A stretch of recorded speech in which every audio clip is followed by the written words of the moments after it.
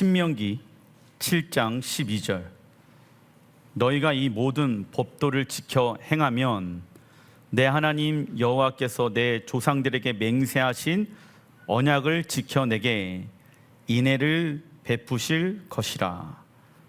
곧 너를 사랑하시고 복을 주사 너를 번성하게 하시되 내게 주리라고 내 조상들에게 맹세하신 땅에서 내 소생에게 은혜를 베푸시며 내 토지의 소산과 곡식과 포도주와 기름을 풍성하게 하시고 내 소와 양을 번식하게 하시리니. 아멘. 이스라엘 백성들이 하나님의 말씀을 지켜 행하면 그 결과로 무엇을 얻게 되어집니까? 같이 한번 읽어보겠습니다. 첫째, 하나님께서 믿음의 조상들에게 맹세하신 어디에서 하나님의 복을 받게 될 거라고 말씀하고 계십니까? 약속의 땅 에덴 동산에서 하나님의 복을 영원토록 받게 되어질 것이다. 그렇다면 성경에서 말씀하는 복이란 무엇을 말합니까? 자, 이 모든 법도를 지켜 행하면 하나님의 말씀 앞에 무릎을 꿇는 것이지요. 그래서 왜 이러한 삶을 살아가느냐라고 했었을 때 하나님의 복을 약속의 땅에서 받기 위함인 것입니다. 우리가 이 땅에서 하나님의 말씀에 쉐마하면서 살아가는 이유는 이 땅에 임할 하나님 나라를 기업으로 얻기 위함이다. 요한계시록 22장 11절에 불의를 행하는 자는 그대로 불의를 행하고 더러운 자는 그대로 더럽고, 불의를 행하는 자는 나와 있죠? 하나님의 말씀을 지키지 않아요. 그대로 지옥에 가서 불의를 행하고, 더러운 자는 구별되어진 삶을 살아가지 않는 사람들은 그대로 지옥에 가서 더럽게 살아간다.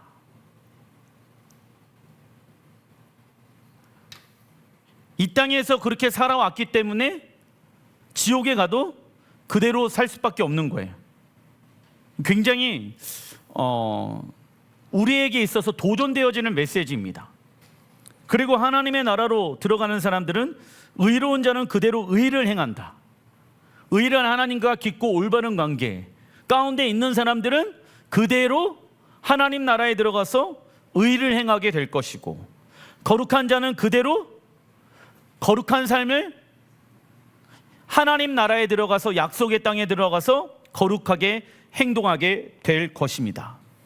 그리고 12절에 보라 내가 속히 오리니, 주님이 늦게 오신대요, 속히 오신대요? 속히 오신다. 내가 속히 오리니 내가 줄 상이 내게 있어 각 사람에게 그가 행한 대로 갚아 주리라. 불의를 행한 자는 하나님의 말씀에서 벗어난 자를 말하며 더러운 자는 회개하지 아니하고 육신의 정욕대로 살아간 자를 말합니다. 그리고 의를 행하는 자는 하나님과 깊고 올바른 관계를 맺기 위해 하나님의 말씀에 순종한 삶을 살아가는 자를 말하며, 거룩한 자는 세상과 구별되어진 삶을 살아가는 자를 말한다. 그런데 우리가 중요하게 생각해야 할 부분은 어떠한 단어입니까? 요한계시록 22장 11절 계속 반복되어지는 단어가 뭡니까? 밑줄 쳐 있죠? 그대로 라는 단어입니다. 그래서 이 땅에서 거룩한 예행 연습을 한 사람은 이 땅에 하나님의 나라가 완성되어져도 그대로 의를 행하며 거룩한 자로 살아가게 될 것입니다. 둘째, 무엇을 경험하게 되어지냐? 모든 법도를 지켜 행하는 사람들은 하나님의 인애, 하나님의 인애는 히브리 원어로 헤세드입니다. 헤세드의 뜻은 무엇을 말합니까? 하나님의 언약 안에서, 하나님의 언약 안에 있는 충실한 사랑. 헤세드는 하나님의 언약 안에 있는 충실한 사랑을 말한다. 사랑은 하는데 하나님의 말씀으로 하나님을 사랑하기 시작한다. 그렇다면 누가 하나님의 인애를 경험할 수 있느냐? 하나님의 언약을 듣고 지켜 행하는 자, 쉐마하는 자가 하나님의 인애를 경험한다. 그래서 약속의 땅을 경험할 수가 있는 거예요. 내가 하나님을 사랑하는데 내가 원하는 방법으로 하나님을 사랑하는 것이 아니라 성경의 말씀을 왜 우리가 지켜 행합니까? 내가 하나님을 사랑하기 때문에. 내가 원하는 방법으로 하나님을 사랑하는 것이 아니라 주가 원하시는 방법으로 내가 하나님을 사랑합니다. 왜 우리가 이렇게 하나님의 인애를 경험해야 되냐면, 인애는 하나님의 언약을 기반으로 한 충실한 사랑을 말하기 때문입니다. 그 사랑을 우리가 언제 경험하게 되어집니까? 예수와의 재림의 때에 경험하게 되어질 것입니다. 하지만 하나님의 인애를 경험하지 아니하는 자는 하나님의 무엇을 경험합니까? 심판을 경험한다. 그래서 우리의 생각만으로 하나님을 사랑한다고 해서는 안 됩니다. 생각으로만, 마음으로만 하나님을 사랑해서 된다, 안 된다? 안 돼요. 왜냐하면 요한일서 5장 3절에 읽어보겠습니다. 하나님을 사랑하는 것은 이것이니 우리가 그의 계명을 지키는 것이라. 그의 계명들은 무거운 것이 아니로다. 계명들을 지키는 거고, 그 계명들은 우리에게 있어서 족쇄가 아니다, 무거운 게 아니다. 여러분들 우리 죄질 때 있죠? 어떻게 하나님의 말씀 다 지켜, 말씀 어려워. 그래서 내가 어떤 말을 하고 있는지를 뭐 해야 돼요? 점검해야 된다고. 이 생각이 주께서 주시는 생각인가, 이 마음이 주께서 주시는 마음인가를 점검해야 된다고. 무엇으로? 하나님의 말씀으로. 근데 점검하지 않고 말하고, 점검하지 않고 마음으로 느끼기 시작해요. 그러면 내 마음이 어떻게 되어질까요? 주님과 멀어지게 되어진다고. 근데 사람들은 이걸 점검하지 않아요. 그냥 내가 느끼는 대로 뭐 하고 싶어 해요? 말하고 싶어 하고, 생각하고 싶어 하고, 경험하길 원하고 있다라는 거예요. 그런 것들은 어떠한 사람들이 행하는 것입니까? 육신의 사람들만 행하는 거예요. 영의 사람들은 진리에 의해서 이끌림을 받잖아. 그러니까 영의 사람들은 무슨 말을 하기 시작해요? 하나님의 말씀을 기초로 해서 말하기 시작합니다. 어떤 걸 느끼기 시작합니까? 이 감정이라는 건 두 가지가 있는 거 아니겠습니까? 기쁜 마음이 있고, 기쁜 마음의 반대는 좋지 아니하는 그 감정이 있지 않겠습니까? 그러면 하나님, 예배하는데 좋지 아니하는 감정의 마음이 있으면 어떻게 해야 돼요? 그 마음을 계속 어떻게 버려야 될 거 아니야. 십자가 앞에 자기를 뭐 해야 돼요? 부인해야 될 거 아니겠습니까? 근데 부인은 하지 않고 그 마음을 가지고 주님을 예배한다면 예배가 돼요, 안 돼요? 안 되겠죠. 그래서 내가 가지고 있는 이 마음, 내가 생각하고 있는 이 생각, 내가 말하고 있는 이 말이 말씀으로 기반하게 되어졌을 때 이게 옳은 생각인가, 옳지 아니하는 생각인가를 구별할 줄 알아야 된다. 우리 아이들에게 제가 얘기합니다. 별것도 아닌데 막 민감하게 반응하는 애가 있어요. 그러면 제가 얘기해줘요. 그것은 좋은 감정이 아니야. 그 감정으로 계속 살다 보면 너 인생만 피곤해지게끔 되어져 있어. 그러니까 성격 고쳐야 돼. 하나님의 말씀으로 그 감정을 느끼려고 해야지, 노력을 해야지 하나님을 사랑할 수가 있게 되어져.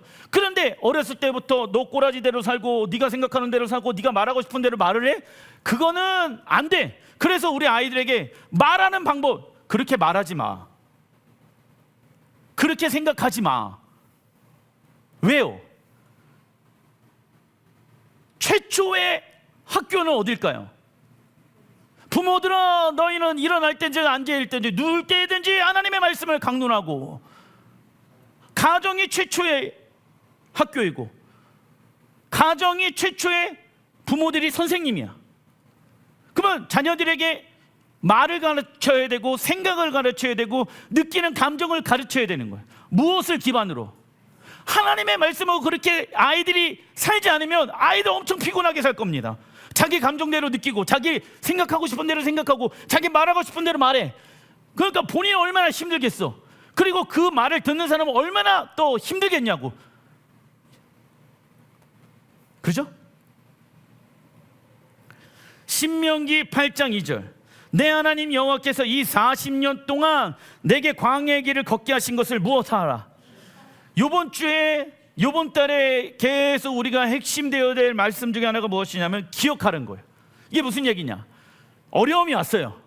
그러면 여기에 계신 분들은 뭐 시온이 지온이 할 것 없이 하나님의 살아계심을 한 번 이상은 다 경험하게 되어집니다. 그런데 어려움이 오게 되어졌을 때 기억해라. 여기까지 인도하신 분이 누구니? 하나님. 이걸 잊지 마. 고민에 사로잡히지 말고, 문제에 사로잡혀 있지 말고, 여기까지 인도하신 분이 누구야? 하나님이십니다. 그러면 앞으로도 인도할 분은 누구니? 하나님이십니다. 이게 믿음의 정의 아니겠습니까?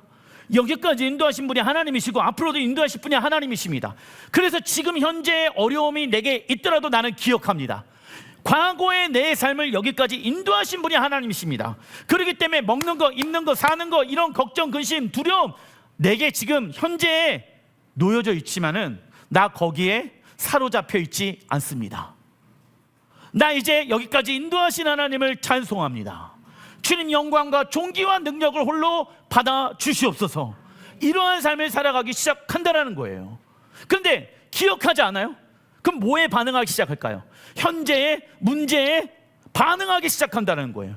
하나님이 여기까지 인도했는데 그걸 싹 다 잊어버리고 문제의 환경에 사람의 내 감정과 생각이 반응하기 시작하게 되어진다라고 하면 무엇을 놓치게 되어집니까? 하나님 나라에서 약속의 땅에 들어가서 하나님이 우리에게 주시기로 하는 그 상급을 놓치게 되어진다. 믿음을 놓치게 되어진다라는 것이죠. 우리가 하나님의 말씀을 기억해야 하는 이유는 이스라엘의 불순종의 역사가 우리에게 동일하게 베풀어지지 않게 하기 위함이다. 그래서 우리에게 어렵고 힘든 일이 일어날 때 우리는 무엇을 해야 합니까?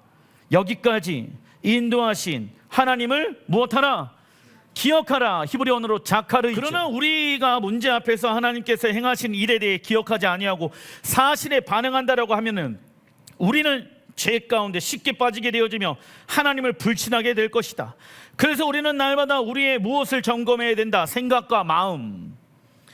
이 생각이, 이 마음이, 이 감정이 하나님 말씀으로 생각과 감정과 마음을 느끼기로 결정합니다.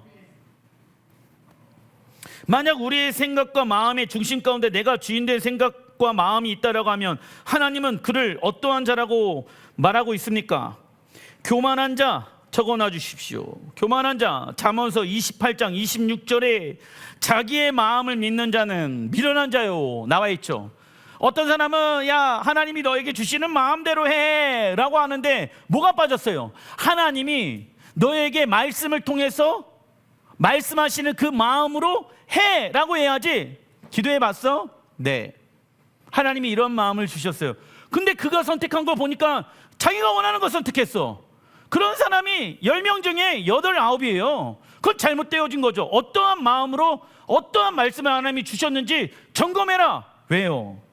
자기의 마음을 믿는 자는 어떠한 자이기 때문에 미련한 자다. 왜? 하루에도 수십 번, 수백 번, 수천 번이 바뀌는 게 사람 마음이에요. 그런데 그 사람의 마음을 믿는다? 그 사람 미련한 사람이다.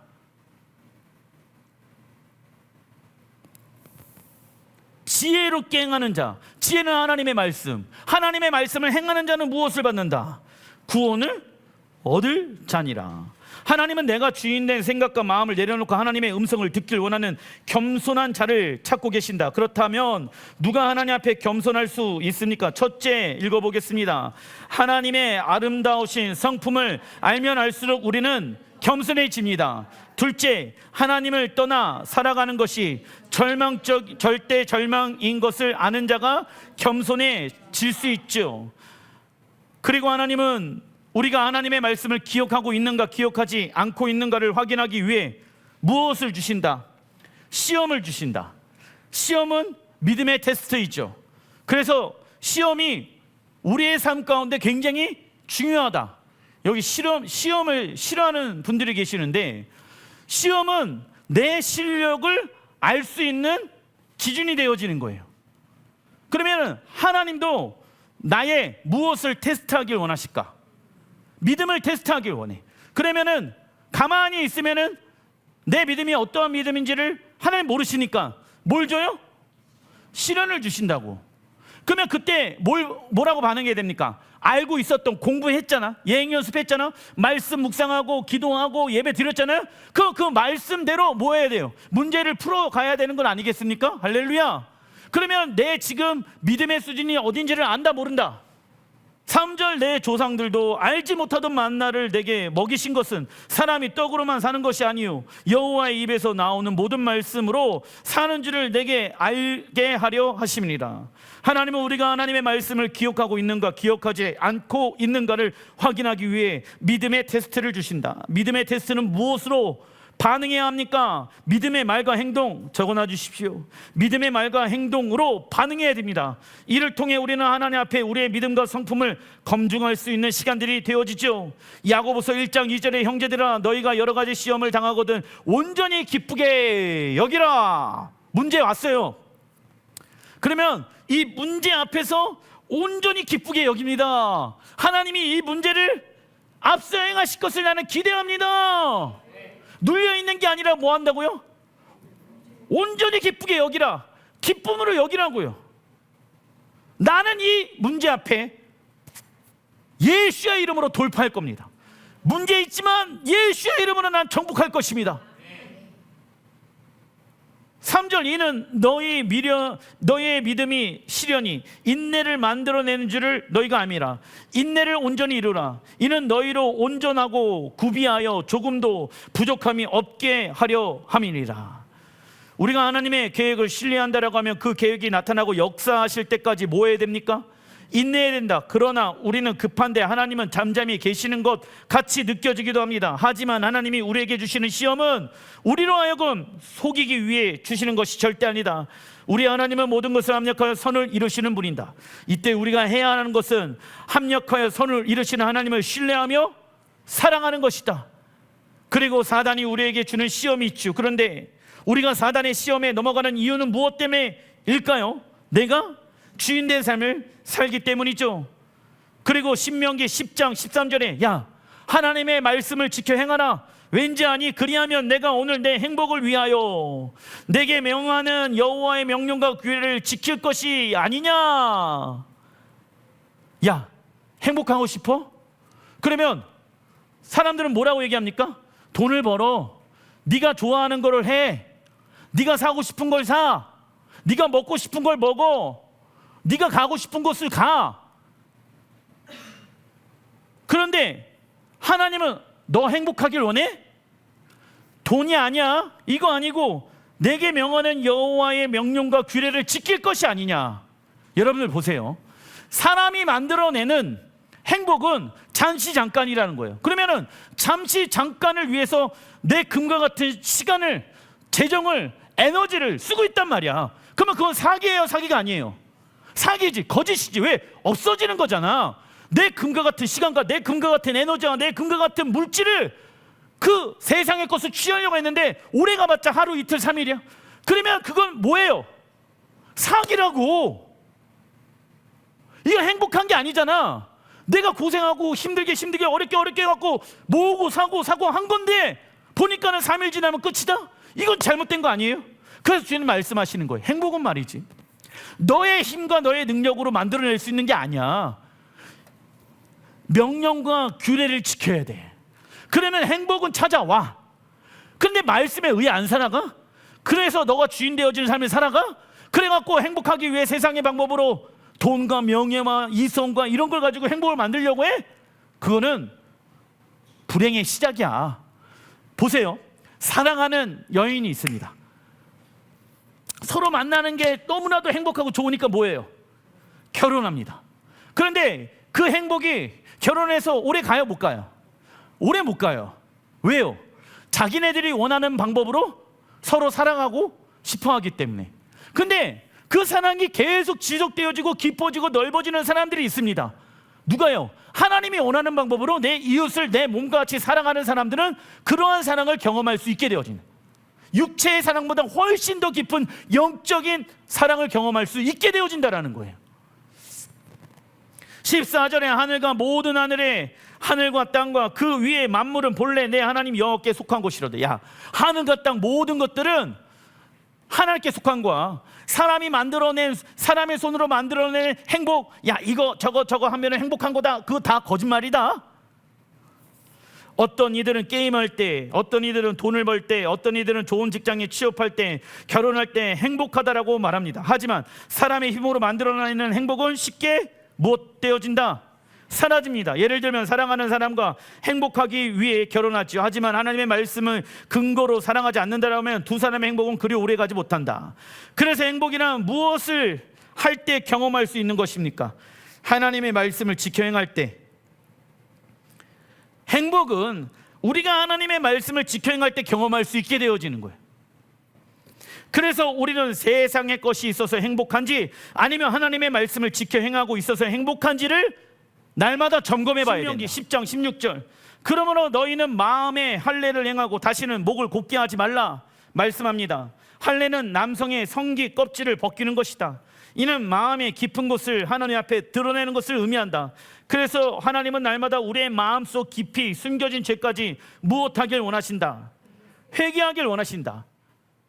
골로새서 2장 11절, 너희가 손으로 하지 아니한 할례를 받았으니 곧 육의 몸을 벗는 것이요 그리스도의 할례니라. 그리스도의 할례란 읽어보겠습니다.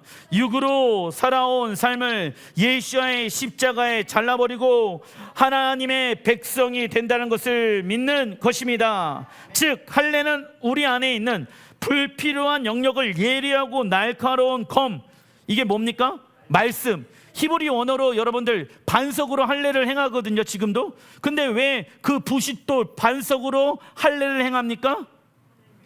하나님의 말씀으로 거듭나라, 할례를 행하게 되어졌을 때.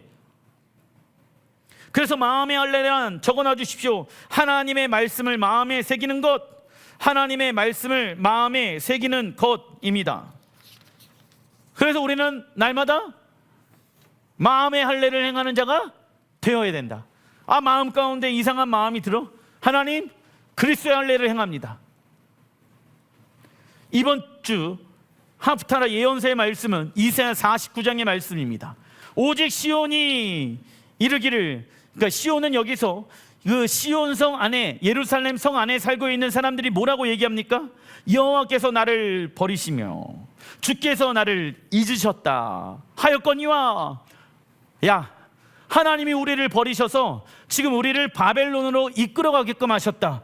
그리고 예루살렘 성전은 무너지게 되어졌다. 하나님이 우리를 버리셨다라고 지금 이스라엘 백성들이 얘기하고 있습니다. 그러나 15절에 여인이 어찌 그 젖 먹는 자식을 잊겠으며, 하나님 말씀하시는 거예요. 내가 너희를 어떻게 낳았는데 내가 어떻게 너희를 잊겠으며 자기 태에서 난 아들을 긍휼히 여기지 아니하겠느냐?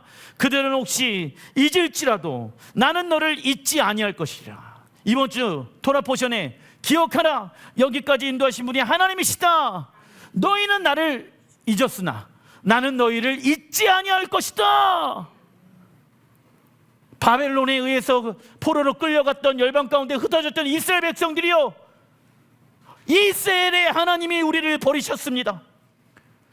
그래서 더 이상 우리에게 이스라엘의 하나님은 계시지 않습니다. 그러나 하나님 뭐라고 말씀하십니까? 내가 너희들을 버리지 않았다. 당시 이스라엘 백성들은 열방에 흩어져 포로 생활을 하였으며 예루살렘 성전은 무너져 있는 상태였죠. 이스라엘 백성들은 이러한 모습을 바라보면서 하나님께서 시온을 버리셨다라고 말합니다. 그러나 하나님은 이스라엘 백성들과의 관계를 어머니와 젖 먹는 자식으로 비유하고 있지요. 이는 하나님께서 이스라엘을 낳으시고 먹이시고 양육하고 있는 것을 보여주고 있는 것이다. 그래서 이 말씀이 이번 주 토라 포션과 내용과 연결되어져 있는 거예요. 히브리서 12장 8절, 징계는 다 받는 것이거늘. 징계는 다 받는 거다. 하나님의 자식들이라고 하면은 다 뭘 받는다? 징계를 받는다. 징계가 너희에게 없으면 사생제여 친아들이 아니하리라. 징계 헬라 원어는 파이데이아, 뜻은 아이들을 혼내고 벌을 주는 처벌의 의미가 아니라 아이를 바르게 키우기 위한 양육, 훈련, 훈육을 뜻합니다. 잠언서 3장 11절, 내 아들아 여호와의 징계를 경히 여기지 말라. 그 꾸지람을 싫어하지 말라. 나와 있죠? 아우, 엄마 잔소리하지 마. 아들아, 잠언서 11절을 읽어라. 내 아들아, 내 시오나, 내 지오나, 내 하나, 내 나오나, 여호와의 징계를 경히 여기지 말라. 그 꾸지람을 싫어하지 말라. 12절 읽어보겠습니다. 대저 여호와께서 그 사랑하시는 자를 징계하시기를 마치 아비가 그 기뻐하는 아들을 징계함같이 하시니라. 아멘. 그래서 징계란 하나님의 자녀를 무엇하는 시간이다? 양육하는 시간이다. 하나님의 자녀를 하나님이 지금 뭐하고 있는 거예요? 양육하고 있는 시간이다. 그래서 이스라엘 백성들이 2000년 동안 열방 가운데 흩어진 이유는 하나님의 자녀답게 하나님이 그 사람들을, 그 유대인들을 지금 뭐하고 있는 거예요? 양육하고 있고 훈계하고 있는 상태라는 거예요. 주님이 그 마음을 지금 전달하고 있습니다. 그러면서 이사야 49장 16절에 내가 너를 내 손바닥에 새겼고, 나와 있죠. 손바닥에 새는 게 뭐야? 야, 이스라엘은 누구 거다? 나의 거다. 너의 성벽이 항상 내 앞에 있나니. 18절 내 눈을 들어 사방을 보라. 야, 지금 예루살렘 성전이 무너져 있잖아. 그거 보지 마. 봐봤자 내가 너를 징계하는 과정일 뿐이야. 징계는 하나님의 자녀들을 지금 양육하는 시간들이야. 그거 보지 마. 무너져 있는 성벽을 보지 말고 뭐 하래요? 눈을 들어 사방을 보라. 야, 동서남북을 봐. 왜요? 그들이 다 모여 내게로 오느니라. 야, 열방 가운데 흩어져 있는 유대인들 지금 희망이 없다, 나라 없어졌다, 이스라엘 하나님이 우리를 버렸다라고 얘기하고 있지만은 사방을 봐. 믿음의 눈을 들어 하나님이 행하시는 걸 봐. 예수의 재림의 때 그들은 사방에서 주께로 나오게 되어질 것이다. 할렐루야. 눈에 보이는 대로 말하지 마. 눈에 보이는 대로 생각하지 마. 그 거짓이야. 너를 향한 나의 계획은 뭔지 아니? 멸망이 아니야. 하나님은 예루살렘 성전을 항상 바라보시며 시온을 다시 세우시길 너무나 갈망하셔서 그 일들을 하나님의 어디에 새겨 놓으셨습니까? 손바닥. 그리고 하나님은 이사야 선지자에게 무너져 있는 예루살렘 성전을 보지 말고 믿음의 눈을 들어 예수의 재림의 때 열방들이 예루살렘 성전에 모이는 것을 보라고 말씀하고 계십니다. 이게 무슨 얘기입니까? 유대인들만 오는 게 아니라 누구도 와요? 예수의 피로 말미암아 이스라엘에 접붙여 있는 열방 영혼들이 동서남북에 어디를 모여요? 무너져 있는 시온에 오게 될 것이다. 시온에 누가 오십니까? 예수와. 그래서 이스라엘은 멸망당한 게 아니야. 끝이 아니야. 나의 손바닥에 그 일들이 기록되어져 있어. 그런데 교회에서 이스라엘은 끝났고 교회 시대로 넘어왔다 이렇게 얘기하는 거는 이 말씀을 부정하게 되어지는 얘기입니다. 이처럼 우리 마음에도 무너진 예루살렘 성전과 같은 영역들이 있지요. 이 문제를 묵상하면 절망에 깊어지게 되어진다. 그러나 오늘 우리는 우리의 시선을 사람과 환경에 맞추는 것이 아니라 하늘에 계신 우리 아버지께 시선을 고정시켜야 된다. 그러나 우리의 시선이 하나님의 나라가 아닌 땅을 향하고 있다라고 하면 우리는 이 땅에서 묶여 살게 될 것이다. 작은 1번 이사야 49장 18절에 나 여호와가 이르노라 내가 나의 삶으로 맹세하노니. 야, 맹세할 게 하나 있다. 하나님께서 맹세하신다는 것은 그 내용이 무엇인지를 알고 있어야 됩니까? 알고 있어야 됩니다. 왜냐하면 마지막 때 이루어질 일들이니까. 내가 맹세할 내용이 있어. 그 모든 무리를 장식처럼 몸에 차며 모든 무리를 시온으로 올라온 동서남북 사방으로 몰려있는 거룩한 신부들이 보석과 같은 장식으로 그들이 꾸며지게 될 것이다. 무엇으로 꾸며진대요 우리가? 보석과 같이 존귀하고 아름답게. 그렇다면 여러분들 실제 보석으로 꾸며질 수도 있겠지만은 우리가 거룩한 신부로 단장하기 위해서는 뭐 해야 됩니까? 하나님의 말씀으로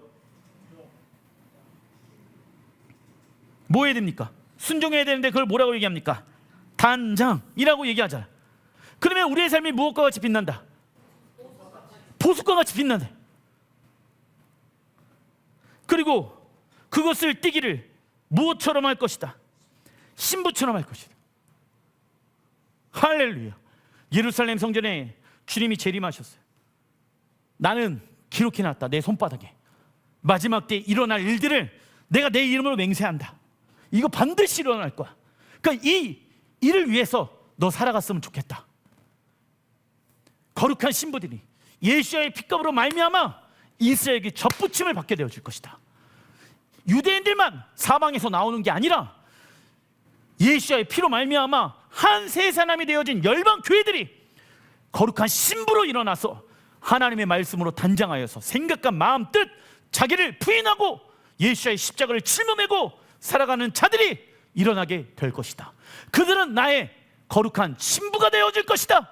그들은 영토록 내 얼굴과 얼굴을 대면하며 살게 되어질 것이다. 그 날이 올 것이다. 하나님께서 이스라엘 백성들에게 자신의 존재를 두고 맹세하신 내용은 무엇입니까? 마지막 때 하나님께 돌아오는 자녀들은 가장 아름다운 무엇을? 보석을 몸에 두르게 될 것을 말씀하신다. 그리고 그들은 하나님의 무엇으로 부르심을 받습니까?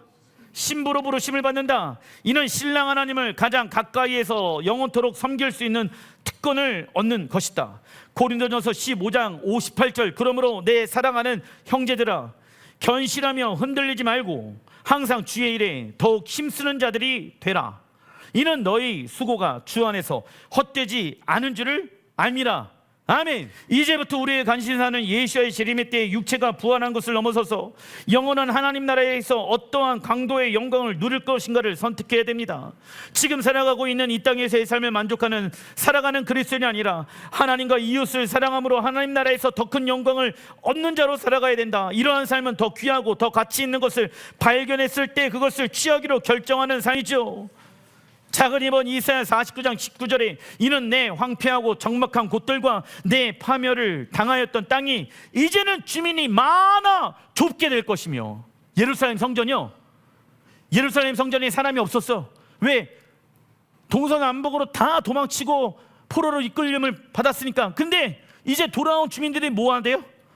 너무 많아서 예루살렘 성전이 좁게 될 것이며 너를 삼켰던 자들이 멀리 떠나게 될 것이다. 이게 무슨, 너를 삼켜 너를 죽이려고 마지막 때 아마겟돈 전쟁이 일어나게 되어졌을 때 그 사람들이 멀리 떠나게 되어질 것이다.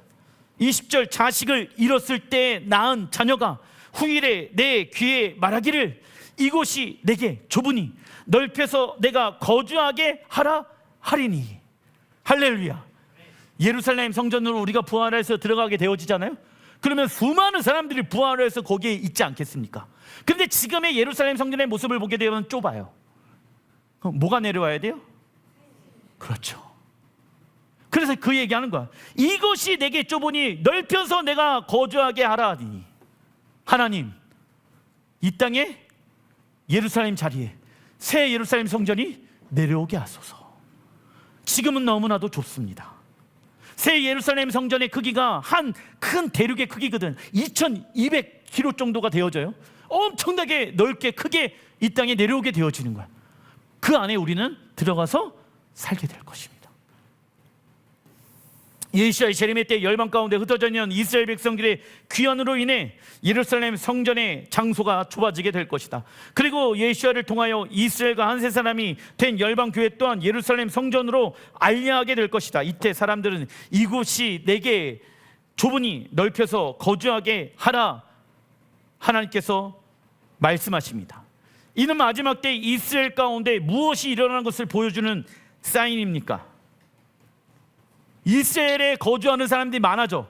지금 뭐 하는 거예요? 어떤 일들이 일어나는 마지막 때? 큰 부흥. 적어놔 주십시오. 마지막 때 이스라엘 가운데 큰 부흥, 대부흥이 일어난다는 거예요. 죽게 돌아오는 사람들이 많이 일어난대. 그래서 제가 말씀드린 게 어떤 사람들은 이스라엘은 끝났고 교회 시대가 시작되었다. 그래서 성경이 말씀하고 있는 큰 부흥, 대부흥, 마지막 때 부흥은 열방 가운데 일어나게 될 것이다 라고 얘기하는데 그건 맞다 틀리다? 틀린 거예요. 지금이 부흥의 때야. 성령의 시대죠. 그래서 예수의 이름을 전하고 모든 민족에게 복음을 증거하는 그 시대가 이 시대입니다. 하지만 마지막 때의 큰 부흥은 이스라엘의 민족들이 많아지는 거예요. 그 안에 우리도 들어가서 새 예루살렘 성전 안으로 들어가게 될 것이다. 요한계시록 21장 2절에 또 내가 보며 거룩한 성 새 예루살렘이 하나님께로부터 하늘에서 내려오니 나와 있죠. 하늘에서 내려온다. 준비한 것이 신부가 남편을 위하여 단장한 것 같더라. 11절 하나님의 영광이 있어. 하나님의 영광이 그 성 가운데 있으니까 그 성이 어떻게 되어집니까? 그 성의 빛이 나와 있죠. 예루살렘 성전도 하나님의 영광의 빛으로 충만하게 되어지더라. 지극히 귀한 보석 같고, 그러니까 하나님의 영광의 빛을 뭐라고 얘기합니까? 귀한 보석과 같고 벽옥과 수정같이 맑더라. 이게 사람의 말로 표현할 수 없는 그 아름다움이 그 예루살렘 성전에 있게 되어진다는 거예요. 그래서 우리는 세상 헛된 영광을 위해 살아가는 것이 아니라 어떠한 소망을 가지고, 참된 소망, 참된 소망이란 하나님 나라의 마음을 먹는 거예요. 여러분들 이런 것들을 외워야 돼. 외워야지 기도할 때 쓸 수 있어. 기도할 때 그냥 튀어나와야 된다고. 문제 일어날 때 튀어나와야 돼. 그래서 하나님의 말씀을 외워야 되는 거예요. 외우지 않으면 문제가 딱 일어나잖아요. 그러면 튀어나와야 될 말은 안 튀어나오고 나오지 말아야 될 불평불만은 계속 나오게 되어진다고. 작은 3번 이사야 49장 21절 주 여호와가 이같이 이르노라. 내가 문나라를 향하여 열방에 있는 나라들을 향하여 나의 손을 들고 민족들을 향하여 나의 깃발을 세울 것이니라. 야, 여기로 모여라. 여기로 정렬하라. 그래서 깃발은 누구를 상징합니까? 여호와. 깃발 니시, 그죠? 니시가 깃발이잖아. 그래서 이스라엘 백성들이 불순종해갖고 노뱀을 쳐다보면은 너희가 살리라. 그 노뱀은 누구를 상징한다? 예수와. 그래서 열방 가운데 예수의 깃발을 주님이 들게 되어질 것이다. 그리로 모아라. 정렬하라. 그리로 모여라. 49장 22절 주 여호와가 이같이 이르노라. 내가 문나라를 향하여 나의 손을 들고 민족들을 향하여 나의 깃발을 세울 것이니라. 그들이 내 아들들을 품에 안고 내 딸들을 어깨에 메고 올 것이며. 할렐루야. 마지막 때가 되어지면 이스라엘의 주변 모든 나라가 유대인을 미워하게 될 것이다. 그 이유는 믿는 신이 다르기 때문입니다. 곧 있으면 이스라엘의 하나님을 믿는 그리스도인에게도 동일한 어려운 일들이 일어나게 되어질 수 있습니다. 이때 하나님은 당신의 손을 들고 있는 여호와의 깃발을 세상에서 가장 높은 곳인 어디에 세우십니까? 시온에 세우실 것이며, 참고로 깃발의 히브리 언어는 네스이며 그 뜻은 깃발과 기적이며 메시아의 칭호 중에 하나입니다. 그래서 모세가 아말렉 민족과의 전투에서 승리한 후 여호와 니시를 경험하게 되어지는데, 히브리어 니시는 네스에서 파생되어진 단어이다. 그래서 마지막 때 이스라엘과 아말렉과의 전쟁은 다시 한번 일어나게 되어지는 거예요. 왜? 이사야 49장 22절의 말씀을 성취하기 위하여 주님이 재림하시게 되어졌을 때 예수와 깃발을 높이를 들고 이리로 정렬하라. 그러면 이리로 모여있는 사람은 살겠고, 모이지 아니하는 사람들은 하나님의 심판을 받으리라. 그리고 열방에 흩어져 있는 하나님의 백성들은 시온으로 올라가게 될 것이다. 고대 근동에서는 흩어져 있는 군인들을 모을 때 높은 언덕 위에 세워진 깃발을 사용하였습니다. 이때 군인들은 모든 것을 다 제치어 두고 언덕을 향해 달려가야 했다. 그래서 우리는 주님이 부르실 때 머뭇거리거나 늦장을 부려서는 안 된다. 마태복음 4장 20절에 그들이 곧 그물을 버려두고 따르니라. 제자들은 그물을 내려놓고 주님을 따르게 되어집니다. 제자들에게 그물은 생계였고 삶의 전부였다. 그러나 만민의 깃발 대신 예수의 부르심 앞에 그들은 주저없이 즉각적으로 반응하였지요. 이처럼 우리의 안주함과 익숙함을 내려놓고 즉시 나아가는 결단이 있을 때 우리는 하나님의 거룩한 역사에 쓰임받는 군사가 되어줄 수 있을 것입니다. 그물을 버려두고 주를 따르라. 기도하겠습니다.